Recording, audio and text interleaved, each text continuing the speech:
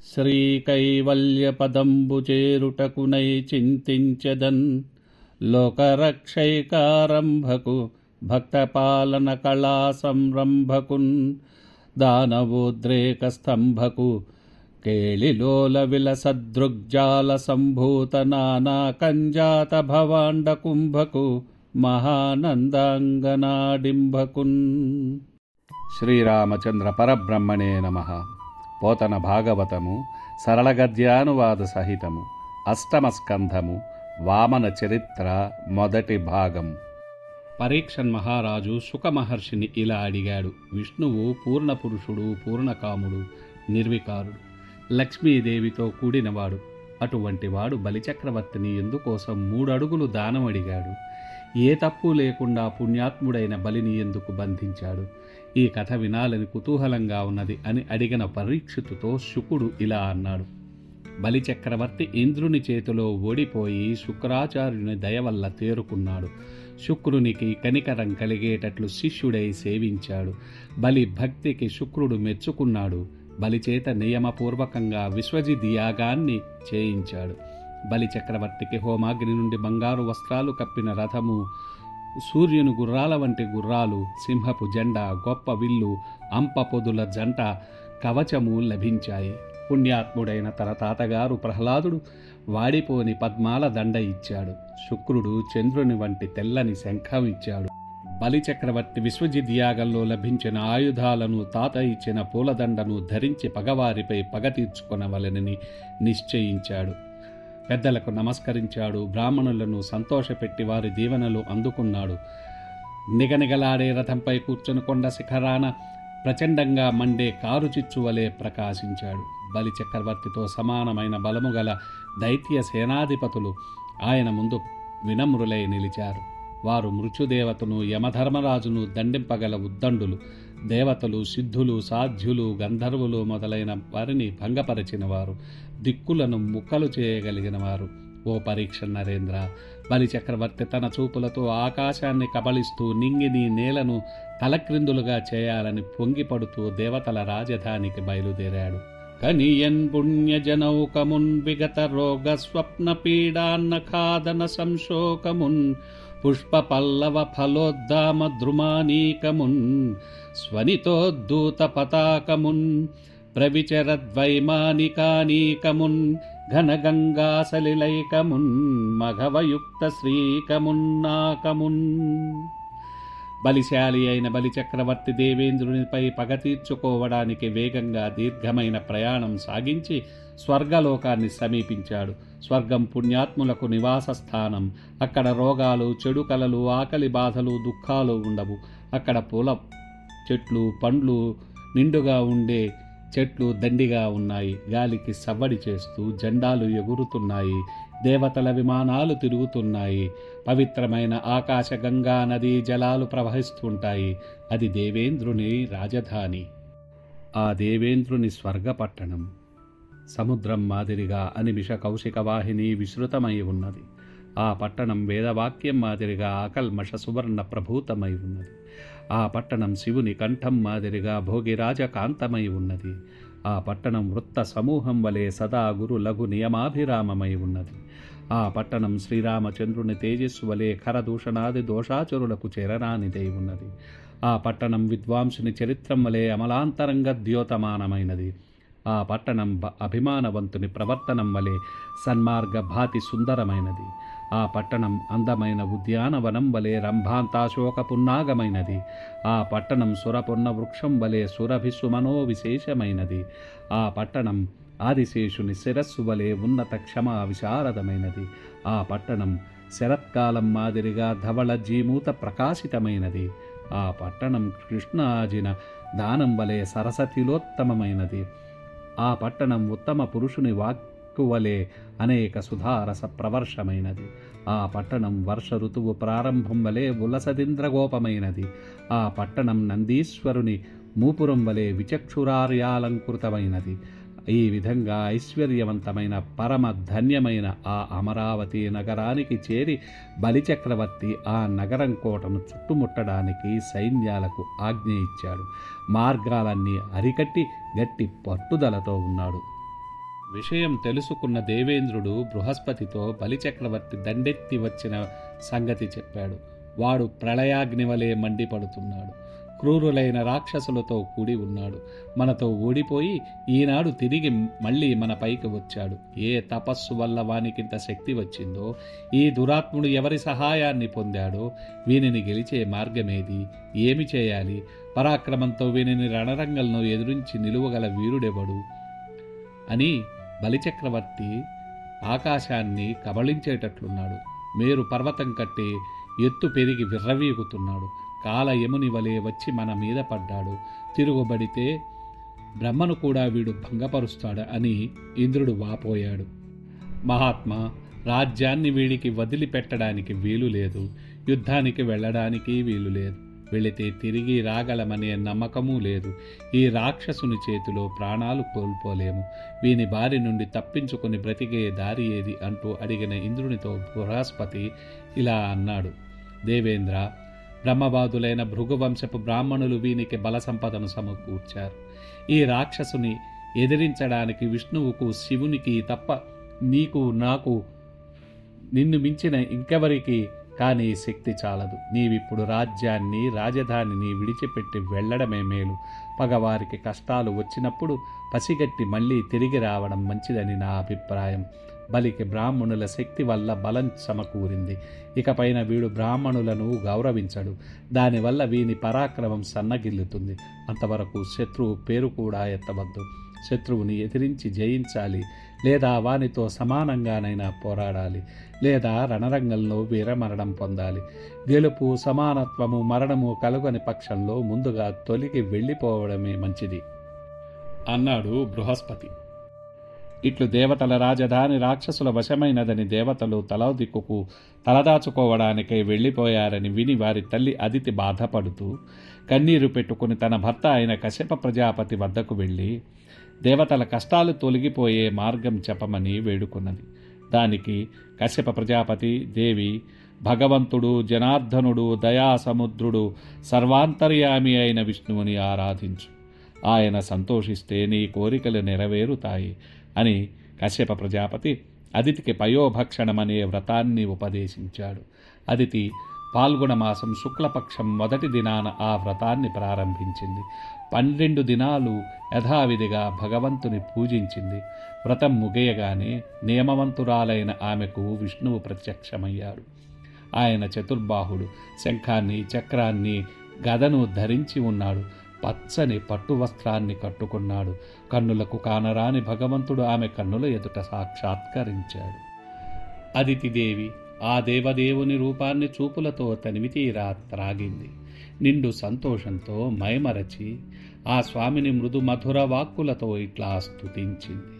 యజ్ఞేశ విశ్వంభరాచ్యుత శ్రవణ మంగళ నామధేయ లోకస్వరూప యాపన్న భక్త జనార్తి విఖండన దీనలోకాధార తీర్థపాద విశ్వోద్భవస్థితి విలయ కారణభూత సంతతానంద శిశ్వద్విలాస యాయువు దేహంబుననుపమ లక్ష్మియు వసుధయు దివముద్రివర్గములును వైదిక జ్ఞానయుక్తియు వైరిజయము నిన్ను గొలవని నరులకు నెరియగలదే వినుత మందార గుణహార వేదసార ప్రణతవత్సల పద్మాక్ష పరమ పురుష. యజ్ఞేశ్వర విశ్వంభర అచ్యుత, నీవు భక్తుల పాలి కల్పవృక్షానివి, సుగుణనిధివి.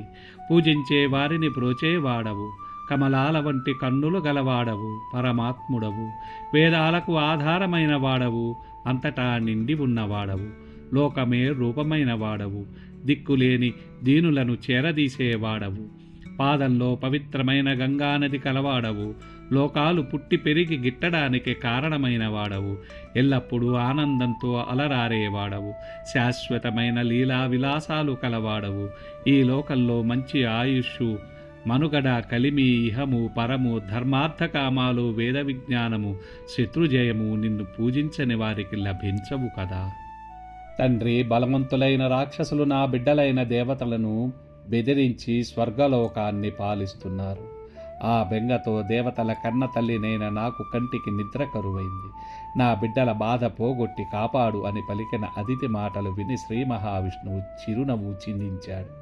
అమ్మా, తేజస్సుతో కూడిన రూపంతో నీ కడుపున జన్మిస్తాను. మీ ఆలుమగలు ఆనందించేటట్లు చేస్తాను. రాక్షసులు కలవడ పడేటట్లు చేస్తాను. నీ ఒడిలో ఆడుకోవాలని నాకు కుతూహలంగా ఉన్నది అని నా రూపాన్ని తలుచుకుంటూ నీ భర్తను సేవించు. నేను నీ గర్భంలో చేరుతాను. మక్కువతోనూ కనికరంతోనూ నన్ను కాపాడమ్మా. దేవతలు స్వర్గాన్ని పాలించేటట్లు చేస్తాను. శచీదేవి సౌభాగ్యాలను కాపాడతాను.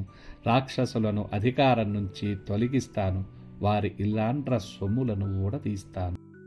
ఓ పరీక్షన్ మహారాజా, పిదప అదితి దివ్యమైన గర్భాన్ని ధరించింది. అదితి చూలాలై తరువాత వరుసగా 1, 2, 3, 4 నెలలు గడిచాయి. క్రమంగా నెలలు పెరిగాయి. అదితి గర్భంలోని చిన్నారి శిశువు భూగోళాలను, ఖగోళాలను, సముద్రాలను, సమస్త లోకాలను తన కడుపులో ఇమిడించుకొని సన్ననైన చిన్ని రూపంతో అందంగా అణిగిమణిగి ఉన్నాడు. అదితి క్రమక్రమంగా నిండు చూలాలైనది. ఆమె రెప్పలు అందంగా ఒప్పాయి. కన్నులు నిర్మలమైనాయి. వడ్డాణం బిగువైంది. ముఖం తెల్లబడింది. నడుము విస్తరించింది. మనస్సు తేలికపడింది. దేహం మహత్వాన్ని పొందింది. పెద్ద ముత్తైదువులు నుదుటన తిలకం దిద్దారు. పట్టుబట్టల జతను కట్టారు. ఆమె గర్భానికి రక్ష కట్టారు. పై విధంగా అదితి గర్భంలో విశ్వగర్భుడైన భగవంతుడు పూటపూటకు పెరిగినాడు. గర్భం బరువెక్కింది. ఆమె నీళ్లాడే సమయం ఆసన్నమైంది. ఆ సమయంలో బ్రహ్మదేవుడు అదితి గర్భంలో అందంగా కదులాడుతున్న భగవంతుని ఉద్దేశించి స్తోత్రం చేశాడు. మహానుభావ, చాలా కాలంగా దేవతలు స్వేచ్ఛ కోసం ఆరాటపడుతున్నారు. వారికి సంతోషాన్ని సమకూర్చడానికై తొందరగా అదితి గర్భం నుండి వెలువడి వేంచేయవయ్యా అని బ్రహ్మదేవుడు వేడుకున్నాడు. రవి మధ్యాహ్నమునం జరింప గ్రహతారా చంద్రభద్రస్థితిన్ శ్రవణద్వాదశి నాడు శ్రోణనభిజిత్ సంజ్ఞాత లగ్నంబునన్ భువనాధీశుడు పుట్టె వామనగతిం పుణ్యవ్రతోపేతకున్ దివిజాధీశ్వరు మాతకుం పరమపాతివ్రత్య విఖ్యాతకున్. బ్రహ్మదేవుడు స్తోత్రం చేసిన తరువాత నిర్మలమైన నియమంతో గొప్ప పతివ్రతగా పేరు పొందిన దేవమాత అదితి గర్భం నుండి వామన రూపంతో మహావిష్ణువు జన్మించాడు. అది శ్రావణ మాస ద్వాదశి, శ్రవణ నక్షత్రం, అభిజిత్తు లగ్నం. పట్టపగలు సూర్యుడు ఆకాశం నట్ట నడుమ ప్రకాశించుతున్నాడు. గ్రహాలు, నక్షత్రాలు, చంద్రుడు ఉచ్చ దిశలో ఉన్నాయి. మహావిష్ణువు వామనునిగా జన్మించినప్పుడు ఆయన 4 చేతులతో, ఆ చేతులలో శంఖము, చక్ర, గద, పద్మముతో జన్మించాడు. గోరోజనం రంగు వస్త్రము, మకర కుండలాలతో మెరిసే చెక్కిళ్ళు, రొమ్ముపై శ్రీవత్సము, కమలాల వంటి కన్నులు కలిగి ఉన్నాడు. కమనీయమైన కంఠభాగాన కౌస్తుభమణి మెరుస్తున్నది. ఆ వామనుని చూచి ఈ మహానుభావుడు ఇంతకాలం నా కడుపులో ఎట్లా ఉన్నాడా అని అదితి ఆశ్చర్యపడింది. ఆనందంతో కూడిన జయ జయ శబ్దాలతో కశ్యపుడు స్వామిని సంస్తుతించాడు. అటు పిమ్మట మహావిష్ణువు ఆయుధాలు, అలంకారాలు కలిగిన తన దివ్య రూపాన్ని వదలి కపటి బ్రహ్మచారిగా మారి వామనావతారాన్ని పొందాడు. పొట్టి బాలుడై వడగు చేయదగిన వయసు కలవాడైనాడు. ఆ కొడుకును చూచి అదితి ఆనందంతో మయమరచింది. నన్ను గన్న తండ్రి నా పాలి దైవమా, నా తపప్పలంబ నా కుమారా, నాదు చిన్నివడుగా నా కులదీపక, రాగదయ్య భాగ్యరాశి వగుచూ. అన్నా రమ్మని డగ్గరి చన్నుల పాలేరువార సంశ్లేషిణి అయి, చిన్నారి మొగముని ఉరుచు గన్నారం జూచె కన్న కడుపై ఉంటన్. కన్నబిడ్డ అయిన వామనుని నా కన్న తండ్రి, నా పాలి దేవుడా, నా నోముల పంట, నా ముద్దుల నాన్న, నా చిన్ని బడుగా, నా వంశాలంకారమా, నా పిన్నిధి, నా అన్న రావయ్య అంటూ అదితి దగ్గరకు పిలిచింది. ఆమె చనుబాలు జారు వారించింది. అక్కున చేర్చుకున్నది. అతని చిన్నారి మొగాన్ని దువ్వింది. కన్నుల నిండుగా చూచింది. ఈ లాలికి లక్ష్మీ పార్వతులే సమానమైన వారు, ఇతరులు సమానం కారు అంటూ పెద్ద ముత్తైదువులు బాలింతరాలైన అదితికి 10 రోజుల పురుడు నడిపారు. అటు తరువాత వామనునికి వడుగు చేయడానికై కశ్యప ప్రజాపతిని ముందుంచుకొని మునీంద్రులు తగిన కార్యకలాపాలు జరిపారు. వామనునికి సూర్యుడు గాయత్రి మంత్రాన్ని బోధించినాడు. బృహస్పతి జన్నిదాన్ని, కశ్యపుడు ముంజదర్భల మూలత్రాడును, అదితి కౌపీనాన్ని, భూదేవి నల్లని జింక చర్మాన్ని, చంద్రుడు దండాన్ని, ఆకాశం గొడుగును, బ్రహ్మ కమండలాన్ని, సరస్వతీదేవి జపమాలను, సప్త ఋషులు పవిత్రమైన దర్భలను ఇచ్చారు. భిక్షాపాత్రికనిచ్చెను యక్షేశుడు వామనునకు అక్షయమనుచున్, సాక్షాత్కరించి పెట్టెను భిక్షునకు భవాని పూర్ణ భిక్ష నరేంద్ర. పరీక్షన్ మహారాజా, కుబేరుడు వామనునికి భిక్షాపాత్ర ఇచ్చాడు. జగన్మాత అయిన పార్వతీదేవి ప్రత్యక్షమై అక్షయం అంటూ ఆ బ్రహ్మచారికి నిండైన భిక్ష పెట్టింది. బ్రహ్మ ఋషులు వామనుని ఆదరంగా ఆశీర్వదించారు. అటు పిమ్మట ఆ బ్రహ్మచారి సంప్రదాయం ప్రకారంగా వేదమంత్రాలను చదువుతూ వెలిగే అగ్నిహోత్రంతో ఉత్సాహంతో హోమం చేశాడు. పై విధంగా ఉపనయనం పూర్తి అయిన తరువాత ఆ మాయా బ్రహ్మచారి కొందరు బ్రాహ్మణులను చూచి ఇట్లా అడిగాడు: దానాలు అందుకోవడానికి బ్రాహ్మణులు దాతల చెంతకు పోతున్నారా? వారు కోరిన ధనాలను దాతలు ఇస్తున్నారా? మీరు కూడా అటువంటి ధనాన్ని తెచ్చుకుంటారా? ఈ విధంగా అర్ధులకు అడిగినది ఇచ్చే దానవీరుడు ఎవడో చెప్పండి అని అడిగిన వామనునితో బ్రాహ్మణులు ఇట్లా అన్నారు: వామన, ధనమిచ్చే దాతలున్నారు, బ్రాహ్మణులు కోరిన సంపదలను పొందుతున్నారు. కానీ ఆ దాతలలో బలిచక్రవర్తితో సమానమైన మహాదాత ఎవడూ లేడు. అతను శుక్రాచార్యుని అనుమతితో 100 గొప్ప యాగాలు చేశాడు. అతనిని అడిగితే నీకు గొప్ప సంపద సమకూరుతుంది అని పై విధంగా చెప్పిన బ్రాహ్మణుల మాటలు విని లోకాలకు మేలు కలిగించడానికై వామనుడు ప్రయాణమైనాడు. పెద్దల దీవెనలు, తల్లిదండ్రుల అనుమతి పొంది మంచి ముహూర్తంలో బలి వద్దకు బయలుదేరాడు.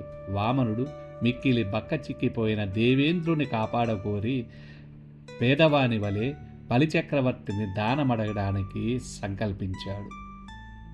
స్వస్తి. మన సంస్కృతి, వాంగ్మయము అపురూపమైనవి. రామాయణ, భారత, భాగవతాలను తరువాతి తరాలకు వినిపించాలనే మా తపనను లైక్ చేయడం, సబ్స్క్రైబ్ చేయడం ద్వారా ఆశీర్వదించండి. మీ అమూల్యమైన అభిప్రాయాలను తెలియజేయడం మాత్రం మరచిపోకండి.